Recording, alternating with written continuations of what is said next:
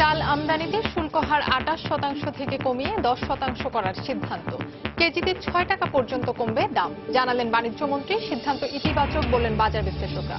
ঈদে 41টি নৌ রুটে যাত্রী পরিবহনের জন্য প্রস্তুত 2 শতাধিক লঞ্চ। সতর্ক বিআইডব্লিউটিএ ও নৌ পুলিশ, অতিরিক্ত যাত্রী বোঝাই লঞ্চ ছাড়তে না দেওয়ার হুঁশিয়ারি। এবং ধলাই ও খোয়াই নদীর পানি বেড়ে মৌলভীবাজার ও হবিগঞ্জে বিস্তীর্ণ এলাকা প্লাবিত। ঢলের পানিতে একমাত্র ফসল হারিয়ে সুনামগঞ্জে হাওরবাসীর ঘরে নেই ঈদের আনন্দ।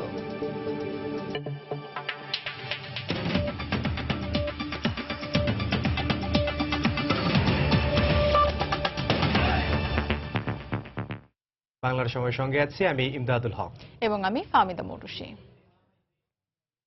চাল আমদানিতে শুল্ক 28% থেকে কমিয়ে 10% করার সিদ্ধান্ত নেওয়া হয়েছে বলে জানিয়েছেন বাণিজ্যমন্ত্রী তোফায়েল আহমেদ। দুপুরে সচিবালয়ে এক কর্মশালায় তিনি একথা বলেন। মন্ত্রী আরো বলেন, শুল্ক হার কমানোই বাজারে কেজিতে অন্তত 6 টাকা পর্যন্ত কমবে চালের দাম। সরকারের এই সিদ্ধান্তে শিগগিরই বাজারে চালের দাম সহনীয় পর্যায়ে চলে আসবে বলে আশা প্রকাশ করেছেন ক্রেতা বিক্রেতারা। আর সরকারের চাল আমদানি ও বেসরকারি পর্যায়ে শুল্ক কমানোকে ইতিবাচক বলছেন বাজার বিশ্লেষকরা। একদিকে হাওরে বন্যা, পাহাড়ি ঢল আর অন্যদিকে অব্যাহত বৃষ্টিপাতে পুরো মৌসুমে ক্ষতির মুখে পড়েছে বোরো ধান। শুধু হাওর এলাকায় ভেসে গেছে অন্তত 6 লাখ টন ধান। মার্চের এই অনাকাঙ্ক্ষিত ফসল হানির প্রভাবে বেড়েছে সব ধরনের চালের দাম। বিক্রেতারা বলে আসছিল সরবরাহ ঘাটতি, আর সরকার দোষারোপ করেছে অসাধু ব্যবসায়ীদের। চালের বাজার স্বাভাবিক করতে সরকারি পর্যায়ে এরই মধ্যে 3.5 লাখ টন চাল আমদানির প্রক্রিয়াধীন। আর বাণিজ্য মন্ত্রী ঘোষণা দিলেন আমদানি শুল্ক কমানোর। আমাদের মাননীয় প্রধানমন্ত্রীর নির্দেশে আমরা সিদ্ধান্ত নিয়েছি চালের উপরে যে আরোপিত শুল্ক কমিয়ে 10-এ এনেছি এবং আশা করি আমরা তাতে 6 টাকা দাম কমে যাবে। হাওরের এই বন্যার কারণে অনেক কয়েক লক্ষ টন উৎপাদন কম হয়েছে এবং এই সুযোগটা নিয়েছে যারা মিলের মালিক, তারা চাল কিন্তু আছে, টাকা দিলে আপনি চাল পাবেন। শুল্ক কমানোর সিদ্ধান্তে দ্রুতই চালের বাজার স্বাভাবিক করতে সহায়তা করবে বলে মত বাজার বিশ্লেষকদের। হাওড় এলাকায় ধানের উৎপাদনের যে সমস্যা হয়েছে, সেজন্য একটুখানি আপনার আমদানি যদি বাড়ে, সরবরাহ বাড়লে আপনার প্রাইসটা স্টেবল জায়গায় আসবে। কিন্তু পরে এটা যে সমন্বয় হবে না তা না, কিন্তু আবারও হয়তো আগের জায়গায় চলে যেতে পারে। বিক্রেতারা জানিয়েছে এরই মধ্যে বেসরকারি পর্যায়ে আমদানি করা কিছু চাল বাজারে আসতে শুরু করেছে। এতে সরবরাহ ঘাটতি তেমন নেই। আর শুল্ক কমানো ও সরকারি আমদানির সিদ্ধান্তের প্রভাব কতটা জলদি বাজারে পড়বে তা দেখার অপেক্ষায় ক্রেতারা। ভর্তুকি দিয়ে হইলেও কিছুটা অন্তত যাতে মানুষের ক্রয় ক্ষমতার মধ্যে থাকে সেই দিকেই নজর দেওয়া উচিত। সিলেট এলাকায় যে সমস্ত ধানগুলি নষ্ট হয়ে গেছে, ধানটা যদি নষ্ট হইতো এই বছর মিনিকেটের দাম বর্তমানে যে 15 টাকা কেজিতে বেশি, 15 টাকা কম থাকতো আরো দাম চালের দাম। বাজারে যদি পর্যাপ্ত পরিমাণে চালের আমদানি থাকে এটা আমাদের জন্য ভালো, ক্রেতার জন্য ভালো, সবার জন্য ভালো। যখন দেখা যাচ্ছে একদম শেষ পর্যায়ে বিভিন্ন জায়গা থেকে চাপ আসতেছে, তখন সরকার উদ্যোগ নিচ্ছে। কিন্তু এই উদ্যোগটা যদি আগে নিত, তাহলে গরিব যারা, অসহায় যারা, দিনমজুর যারা, তাদের এই কষ্টটা হতো না। সরবরাহ বাড়ানোর পাশাপাশি দাম নিয়ন্ত্রণে কঠোরভাবে উৎপাদন থেকে ক্রেতা পর্যায়ে সার্বক্ষণিক মনিটরিং এর দাবি ক্রেতাদের। সানবির রূপল, সময় সংবাদ, ঢাকা। অতিবর্ষণ ও উজান থেকে নেমে আসা পাহাড়ি ঢলে হবিগঞ্জের খোয়াই নদীর পানি বিপদসীমার 285 সেন্টিমিটার ওপর দিয়ে প্রবাহিত হচ্ছে। এতে বেশ কয়েকটি গ্রাম প্লাবিত হয়েছে। এদিকে ধলাই নদীর পানি বৃদ্ধি পেয়ে মৌলভীবাজারের কমলগঞ্জের 20 গ্রামের মানুষ পানিবন্দী হয়ে পড়েছেন।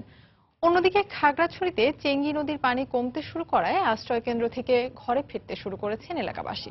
জেলা প্রতিনিধিদের পাঠানো তথ্য ছবি নিয়ে ডেস্ক রিপোর্ট। অতিবর্ষণ ও উজান থেকে নেমে আসা পাহাড়ি ঢলে এভাবেই বাড়ছে হবিগঞ্জের খোয়াই নদীর পানি। পানি বৃদ্ধি পেয়ে জেলার চুনারঘাট উপজেলার বেশ কয়েকটি গ্রাম এরই মধ্যে প্লাবিত হয়েছে। ফাটল দেখা দিয়েছে কামরাপুর, তেতুইয়া ও গরুর বাজার এলাকার শহররক্ষা বাঁধে। শতাধিক গ্রামবাসী রাতভর বালুর বস্তা ফেলে বাঁধের ক্ষতিগ্রস্ত স্থানগুলো মেরামতের চেষ্টা করে যাচ্ছেন। কিন্তু বাঁধের প্রায় ছুঁই ছুঁই পানি প্রবাহিত হওয়ায় বন্যা আতঙ্কে রয়েছেন তারা। এদিকে বাঁধ রক্ষায় ও পানি উন্নয়ন বোর্ডের পক্ষ থেকে সহযোগিতা না পাওয়ার অভিযোগ করেন স্থানীয়রা। এলাকাবাসী মিলা আমরা বস্তা দিয়েছি অনেকগুলা, তারপরে আমরা বস্তা টিকাইতে পারি নাই। পানির কারণে আমরা খুবই আতঙ্কের মধ্যে আমরা আছি। আমরা সকলকে অনুরোধ করব, আতঙ্কিত হওয়ার কোনো কারণ নাই, তবে সাবধানতা সকলকে অবলম্বন করতে হবে। এদিকে সোমবার রাতে ধলাই নদীর পানি বৃদ্ধি পেয়ে মৌলভীবাজারের আলেপুর, রানীর বাজার ও গোপালনগর বাঁধের ভেঙে যাওয়া অংশ দিয়ে পানি ঢুকে বিস্তীর্ণ এলাকা প্লাবিত হয়। এতে কোমলগঞ্জ পৌরসভার উত্তর আলেপুর, কামারগাঁও, চণ্ডীপুর ও শ্রীনাথপুর সহ বেশ কয়েকটি গ্রামের মানুষ পানিবন্দী হয়ে পড়েছেন। তবে মঙ্গলবার সকাল থেকে বৃষ্টি না থাকায় পানি বাড়েনি বলে জানিয়েছে পানি উন্নয়ন বোর্ড। এই লিয়া 3-4 আমরা ঘরে পানি ঢুকছে। পানি উন্নয়ন বোর্ড আইয়া তারা দেখে আইয়া যার তারা আইয়া দেখার কোনো দায়িত্ব নেন না, কাজ করেন না। অন্যদিকে খাগড়াছড়ির চেঙ্গি নদীর পানি কমতে শুরু করায় জেলা শহরের মিলনপুর, আনন্দনগর, মুসলিমপাড়া ও বাঙালিকাঠি এলাকার উন্নতি হয়েছে। আশ্রয়কেন্দ্র থেকে মানুষ বাড়ি ফিরতে শুরু করেছেন। এছাড়া ভেঙে যাওয়া সড়ক মেরামতের কাজ শুরু করেছে সড়ক ও জনপথ বিভাগ। মঙ্গলবার সকালে স্থানীয় সংসদ সদস্য কুজেন্দ্র লাল ত্রিপুরা বন্যায় ক্ষতিগ্রস্তদের মাঝে ত্রাণ সামগ্রী বিতরণ করেন। তাসমিন আফরোজ, সময় সংবাদ। রাঙ্গামাটির পাহাড়ি এলাকায় ঝুঁকিপূর্ণভাবে বসবাসকারীদের সরিয়ে নিচ্ছে জেলা প্রশাসন। প্রাণহানির আশঙ্কায় পাহাড়ে বসবাস না করতে মাইকিং করা হচ্ছে। পাশাপাশি যাদের সরিয়ে আনা হচ্ছে তাদের রাখা হচ্ছে বিভিন্ন আশ্রয় কেন্দ্রে। সেখানে সেনাবাহিনী, বিজিবি, পুলিশ ও রেড ক্রিসেন্টের পক্ষ থেকে সাধারণ মানুষকে বিশুদ্ধ পানি ও খাবার সরবরাহ করা হচ্ছে। জেলা স্বাস্থ্য বিভাগ থেকে দেয়া হচ্ছে প্রয়োজনীয় চিকিৎসা সেবা। এদিকে আবহাওয়ার উন্নতি হওয়ায় স্বাভাবিক হতে শুরু করেছে জনজীবন।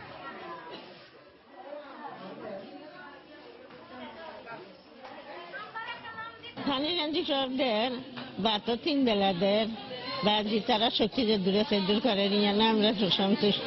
সকালেরটা মানে ওই ছোট পোলা বানের নাস্তা দেয় আর কি, আর দুপুরে সবার জন্য বাদ দেয়, আর ওই বিকেলেও সবার জন্য বাদ দেয়। আমরা সেনাবাহিনীর মাধ্যম থেকে সবকিছু পাইতেছি। আমাদের পানির ব্যবস্থা আছে।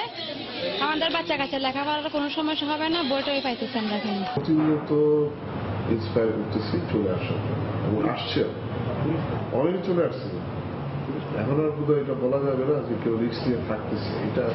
এই রিস্ক এখন আর কেউ নিচ্ছে না, যে এখানে আর কোনো ক্রাইসিস আপাতত নাই। ক্রাইসিস একটাই, বৃষ্টি। এদিকে পাহাড় ধসে গৃহহীনদের আগামী 15 জুলাই পর্যন্ত থাকা খাওয়ার ব্যবস্থা করা হবে বলে জানিয়েছেন দুর্যোগ ও ত্রাণ ব্যবস্থাপনা মন্ত্রী মোফাজ্জল হোসেন চৌধুরী মায়া। দুপুরে সচিবালয়ে পাহাড় ধস নিয়ে আন্তঃমন্ত্রণালয় দুর্যোগ ব্যবস্থাপনা কমিটির সভা শেষে সাংবাদিকদের ব্রিফ করেন তিনি। এ সময় তিনি বলেন, এখন পর্যন্ত জাতীয় দুর্যোগ ঘোষণার মতো কোনো পরিস্থিতি সৃষ্টি হয়নি। 47টি আশ্রয়কেন্দ্রতে প্রায় কয়েক হাজার আমরা মানুষকে উঠিয়ে এনে তাদেরকে খাওয়ার ব্যবস্থা, চিকিৎসার ব্যবস্থা করা, সবকিছু করা হয়েছে। যেহেতু সামনে ঈদ, আবার একটা পূর্বাভাস রয়েছে আরো বৃষ্টি হতে পারে, এই মানুষদের আমরা এই মুহূর্তে ছেড়ে দিতে পারি না। তাই আমরা চিন্তা করেছি আগামী জুলাই মাসে 15 তারিখ পর্যন্ত তাদেরকে আমরা, যদি তারা স্বেচ্ছা ঘরে না দিতে চায়, আমরা তাদেরকে খাওয়ার ব্যবস্থা করে রাখবো। সুনামগঞ্জের হাওর এলাকার মানুষ ভালো নেই। দুবার ঢলের পানিতে বছরের একমাত্র ফসল হারিয়ে কৃষকরা এখন অনেকটা নিঃস্ব। এমন পরিস্থিতিতে রমজান ও ঈদের কোনো আমেজ নেই সেখানে। হিমাদ্রি শেখর ভদ্রকের সঙ্গে নিয়ে ইকরামুল কবিরের 2 পর্বের ধারাবাহিক প্রতিবেদনের আজ দেখুন প্রথম পর্ব। ছবি তুলেছেন নওশাদ আহমেদ চৌধুরী। আমরা কেন ঈদে আসেনি, গরিব মানুষ কি দিয়ে ঈদ করে বলা মানে কইতেছে আনতো টাকা পয়সা নাই, কি দানাম ওরা খাইতে হয় না, তখন কি দানাইতাম। তাহিরপুরের লোবা হাওর পাড়ের এই নারীর মনের কষ্ট এখন সুনামগঞ্জের হাওর পাড়ের মানুষের ঘরে ঘরে। হাওরগুলো পানিতে পরিপূর্ণ, নেই মাছ, নেই কাজও। অধিকাংশ হাওর পাড়ের মানুষ প্রতিদিন খাবার জোগানে একরকম ব্যর্থই বলা যায়। এমন পরিস্থিতিতে নিঃস্ব এসব মানুষের কাছে রমজান ও ঈদ শুধুই কষ্ট আর বেদনা। বাচ্চা কাচ্চারা একটা বুঝদা রাখতেছি আনমো করিয়া, মানে আর আনমুখী দেখা তো আর মিল নাই, রুজি রোজগারও নাই। তখন তো কোনো কামাই রুজির মাঝে কোনো টিয়া নাই, আর কেমনি ঈদ করুন। গাঙ্গের মধ্যে কাজ নাই, স্বামী কাজ করতার না, ঈদ টিট করাইতাম না, টাকা পয়সা নাই। অবশ্য সরকারের পক্ষ থেকে বিপন্ন মানুষের সহযোগিতা অব্যাহত রাখার কথা জানালেন এই কর্মকর্তা। পুনর্বাসনের চেষ্টা করছি আমরা, কিছু সেলাই মেশিন, কিছু টিন এইসব বিতরণ করব। সব মিলিয়ে এই দুঃসময়ে মানুষের ঈদটা যেন কিছুটা আনন্দময় করা যায়, এই লক্ষ্যে সরকার কাজ করে যাচ্ছে। 30 মার্চ উজান থেকে নেমে আসা পাহাড়ি ঢলে এবং শনির হাওর ও পাকনা হাওরের পানি উন্নয়ন বোর্ডের বাঁধ ভেঙে তলিয়ে নষ্ট হয়ে যায় হাওরের প্রায় 2 লাখ হেক্টর জমির ফসল। আগামী বছরের বৈশাখে বোরো ধান ঘরে ওঠার আগ পর্যন্ত কোনো ধরনের সুসংবাদ নেই হাওরবাসীর জন্য। হাওর পাড়ের এই শিশুদের কাছে ঈদ কিংবা অন্য কোনো উৎসব এখন স্বপ্ন মাত্র। সুনামগঞ্জের তাহিরপুরের শনির হাওর থেকে ইকরামুল কবির, সময় সংবাদ। বাংলার সময়ে আরো থাকছে। গাইবান্ধার ফুলছড়িতে ডাকাতের গুলিতে একজন নিহত, গুলিবিদ্ধ আরো 13 জন হাসপাতালে ভর্তি, আটক 2।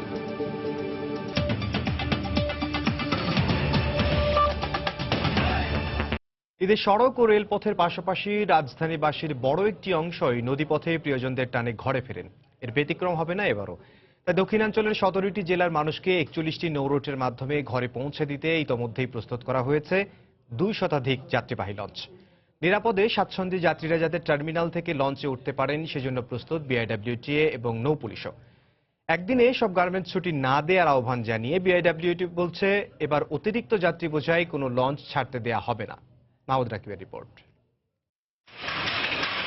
সদরঘাটে চলছে শেষ মুহূর্তের প্রস্তুতি। ঈদে যাত্রীদের নিরাপদে ঘরে পৌঁছে দিতে লঞ্চ মালিকরা যে যার মতো সাধ্যমতো চেষ্টা করছেন। মালিকরা বলছেন, যাত্রীদের চাপ সামলাতে 22 জুন থেকেই বেশিরভাগ রুটে প্রতিটি লঞ্চ দিয়ে ডাবল ট্রিপের পাশাপাশি স্পেশাল সার্ভিস চালু করবেন তারা। আমরা ঈদে ডাবল ট্রিপ দিচ্ছি। দ্বিগুণ লঞ্চ দেওয়ার ফলে দেখা যাবে যে যাত্রীর চাপটা অনেকটা কমে যাবে। অবশ্যই পূর্বাভাস জেনেই আমরা লঞ্চ পরিচালনা করব। যদি সিগন্যাল উঠে আমরা লঞ্চ চালাবো না। কোনোভাবেই ঝুঁকির মুখে আমরা লঞ্চ পরিচালনা করব না। বিআইডব্লিউটিএ জানিয়েছে, এবারের ঈদে ঢাকা থেকে নদীপথে প্রায় 40 লাখ যাত্রীকে নির্বিঘ্নে ঘরে পৌঁছে দিতে 205টি লঞ্চ প্রস্তুত রয়েছে। যাত্রীরা যাতে ভোগান্তি ছাড়া লঞ্চে উঠতে ও নামতে পারেন সেজন্য সদরঘাট পন্টনে ঈদের আগে ও পরের 5 দিন হকার বসা ও ভ্যান চলাচল নিষিদ্ধ করা হয়েছে। লালকুঠি ঘাটে চাঁদপুরের লঞ্চগুলোকে তো আগেই সরিয়ে দেওয়া হয়েছে, আর পটুয়াখালী আর গলাচিপা লঞ্চকে ওয়াইজ ঘাটে আমরা রিপ্লেস করে দিচ্ছি। আর নতুন টার্মিনালে বরিশাল লঞ্চগুলো থাকবে, অন্যান্য লঞ্চগুলো আমাদের পুরানো টার্মিনালে থাকবে। এই 4টি ভাগে লঞ্চকে ডিসেন্ট্রালাইজ করে দেওয়া হয়েছে। দক্ষিণবঙ্গের 17টি জেলায় 41টা নৌপথে 205টি লঞ্চ চলাচল করবে। স্পিড বোট এবং ওয়াটার বাইক থাকবে টহলে, যাতে রাত্রেবেলা কোনো প্রকার বাল্কহেড বা কোনো মালামাল পণ্যবাহী কোনো নৌযান চলাচল করতে না পারে। এদিকে বিআইডব্লিউটি এর চেয়ারম্যানের দাবি, ঈদে সদরঘাট টার্মিনালে যত যাত্রীর চাপই থাকুক না কেন এবার অতিরিক্ত যাত্রী নিয়ে কোনো লঞ্চ ছাড়তে দেওয়া হবে না। তাছাড়া বিজিএমইএ ও বিকেএমইএ তাদের প্রতিশ্রুতি অনুযায়ী আলাদা আলাদা দিনে গার্মেন্টস ছুটি দিলে নৌপথে ভোগান্তি অনেকটাই কমে যাবে বলেও মনে করেন তিনি। ফ্যাক্টরিগুলো লট করে করে ছাড়া হয়, তাহলে আমাদের ঘাটের উপরে আকস্মিক চাপটা পড়বে না এবং অনেকাংশে নিরাপদ থাকবে, ওভারলোডিংও বন্ধ হয়ে যাবে। আর যাত্রীদের জন্য যে রিকোয়েস্টটা আমি করবো সেটা হচ্ছে, ওভারলোডিং কোনো লঞ্চে আপনারা উঠবেন না। দক্ষ চালক দিয়ে যারা পরিচালনা করছেন তারা করছেন কিনা এই ব্যাপারে আমাদের ওখানে ম্যাজিস্ট্রেট থাকবে এবং আমরা কিন্তু মোবাইল কোর্ট পরিচালনা করব। তবে ঈদে নদীপথে নিরাপদ যাত্রা নিশ্চিত করতে সাধারণ যাত্রীদের সচেতনতা সবচেয়ে গুরুত্বপূর্ণ বলে মনে করেন সংশ্লিষ্টরা। ওভারঅল যাত্রীদের জন্য। মাহমুদ রাকিব, সময় সংবাদ, ঢাকা। ঈদে ঘরমুখো মানুষের যাত্রা নির্বিঘ্ন করতে স্থানীয় আওয়ামী লীগ নেতাকর্মীদের স্বেচ্ছাসেবক হিসেবে কাজ করার আহ্বান জানিয়েছেন সড়ক পরিবহন ও সেতু মন্ত্রী ওবায়দুল কাদের। সকালে ঢাকা ময়মনসিংহ মহাসড়কের তারাগাছ এলাকায় যানজট পরিস্থিতি ও রাস্তা সংস্কারের কাজ পরিদর্শনে গিয়ে এ আহ্বান জানান মন্ত্রী। পাহাড়ে যে সংকট হয়েছে, অন্যান্য জায়গাও সংকট হতে পারে, বিপদ আসতে পারে, বিপর্যয় হতে পারে। সেজন্য আমি সংশ্লিষ্ট সকল ছাড়াও আমাদের দলের নেতাকর্মীদেরকে জনগণের পাশে দাঁড়াতে অনুরোধ করছি, নির্দেশ দিচ্ছি এবং বিপদগ্রস্ত যাত্রীরা যাতে রাস্তায় বিপদে না পড়ে, অসহায় বোধ না করে, সেজন্য ভলান্টিয়ারের কাজ দায়িত্ব পালন করার জন্য আমি সকল সড়ক মহাসড়কে পুলিশকে সহযোগিতা করার জন্য আমাদের তরুণ নেতাকর্মীদের কাছে আহ্বান। গাইবান্ধার ফুলছড়ির একটি চরে ডাকাতের গুলিতে আতাহার নামে একজন নিহত হয়েছেন। ভোরে রংপুর মেডিকেল কলেজ হাসপাতালে মারা যান তিনি। এই ঘটনায় গুলিবিদ্ধ আরো 13 জন গাইবান্ধা সদর হাসপাতালে চিকিৎসাধীন আছেন। এদিকে বিকেলে এ ঘটনায় 2 জনকে আটক করেছে পুলিশ ও স্থানীয়রা জানান, গতকাল রাতে একটি সংঘবদ্ধ ডাকাত দল ফুলছড়ি উপজেলার চরাঞ্চল খঞ্চাপাড়া আদর্শ গ্রামে হামলা চালায়। এ সময় ডাকাতের এলোপাতাড়ি গুলিতে গ্রামের 14 জন গুলিবিদ্ধ হন। সকালে আহতদের উদ্ধার করে গাইবান্ধা সদর হাসপাতালে ভর্তি করা হয়। এদের মধ্যে 2 জনকে গুরুতর অবস্থায় রংপুর মেডিকেলে নেওয়া হলে সেখানে আতাহার নামে একজনের মৃত্যু হয়। বিকেলে এই ঘটনায় অপহৃত একজনকে উদ্ধারের পাশাপাশি ডাকাত দলের 2 জনকে আটক করা হয়েছে। তবে নিখোঁজ অপর একজনের সন্ধান এখনো পাওয়া যায়নি। এই ঘটনার পর থেকেই এলাকায় মোতায়েন রয়েছে অতিরিক্ত পুলিশ।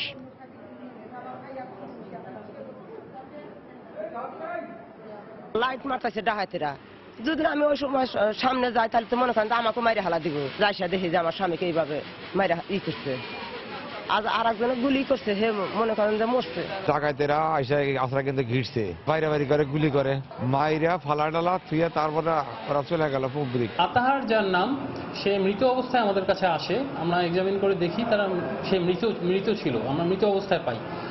আর একজন যে আব্দুল আজিজ, তাকে আমরা ভর্তি করিয়েছি। 2 জনই গুলির আঘাতের হিস্ট্রি দিয়েছে আমাদের কাছে। বাংলার সময় আরো থাকছে। নারায়ণগঞ্জে গণহিস্টেরিয়ায় আক্রান্ত হয়ে তৈরি পোশাক কারখানায় অর্ধশতাধিক শ্রমিক অসুস্থ, আশঙ্কামুক্ত বলে জানিয়েছেন চিকিৎসক।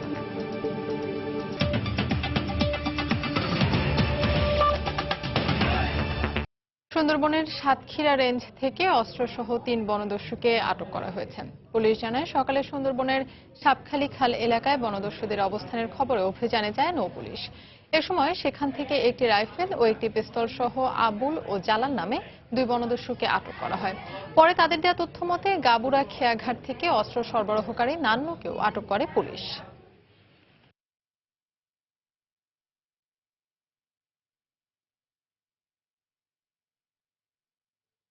নারায়ণগঞ্জে এনটি অ্যাপারেল নামে একটি পোশাক কারখানায় অর্ধশতাধিক শ্রমিক গণহিস্টেরিয়া রোগে আক্রান্ত হয়েছেন। সকালে গুরুতর অবস্থায় তাদের হাসপাতালে ভর্তি করা হয়। শ্রমিকরা জানান, গতকাল কারখানায় ইফতার খাওয়ার পর তাদের অনেকেই অসুস্থ হয়ে পড়েন। আজ সকালে কাজে যোগ দেওয়ার পর আবারও বেশ কয়েকজন শ্রমিক অসুস্থ হয়ে পড়লে তাদের হাসপাতালে পাঠায় কারখানা কর্তৃপক্ষ।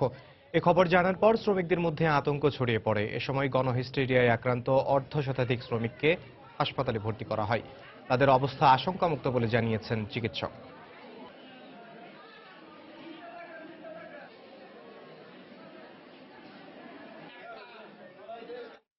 চট্টগ্রামে পোশাক কারখানার শ্রমিকদের ওপর সন্ত্রাসী হামলার প্রতিবাদে মানববন্ধন কর্মসূচি পালন করা হয়েছে। সকালে জাতীয় শ্রমিক লীগের পক্ষ থেকে প্রেস ক্লাবের সামনে এই কর্মসূচি পালন করা হয়। এতে শ্রমিক লীগের নেতাকর্মীরা ছাড়াও পোশাক শ্রমিকরা অংশ নেন।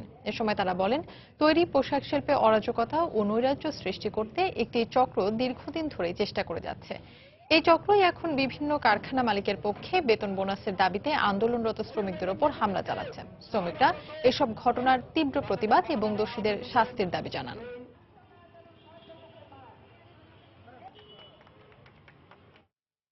বাংলার সময়ের শীর্ষ সংবাদ জানিয়ে দিচ্ছি আরেকবার। চাল আমদানিতে শুল্ক 28% থেকে কমিয়ে 10% করার সিদ্ধান্ত। কেজিতে 6 টাকা পর্যন্ত কমবে দাম, জানালেন বাণিজ্য মন্ত্রী। সিদ্ধান্ত ইতিবাচক বললেন বাজার বিশ্লেষকরা। ঈদে 41টি নৌ রুটে যাত্রী পরিবহনের জন্য প্রস্তুত 2 শতাধিক লঞ্চ। সতর্ক বিআইডব্লিউটিএ ও নৌ পুলিশ। অতিরিক্ত যাত্রীবোঝাই লঞ্চ ছাড়তে না দেওয়ার হুঁশিয়ারি। এবং ধলাই ও খোয়াই নদীর পানি বেড়ে মৌলভীবাজার ও হবিগঞ্জে বিস্তীর্ণ এলাকা প্লাবিত। ঢলের পানিতে একমাত্র ফসল হারিয়ে সুনামগঞ্জে হাওরবাসীর ঘরে নেই ঈদের আনন্দ। এই ছিল বাংলার সময়। যে কোনো খবর পেতে ভিজিট করুন সময়নিউজ.tv। এছাড়া এই মাত্র পাওয়া খবর আপনার মোবাইলে পেতে SMS **BN লিখে পাঠিয়ে দিন 16242 নম্বরে। সঙ্গে থাকুন সময়।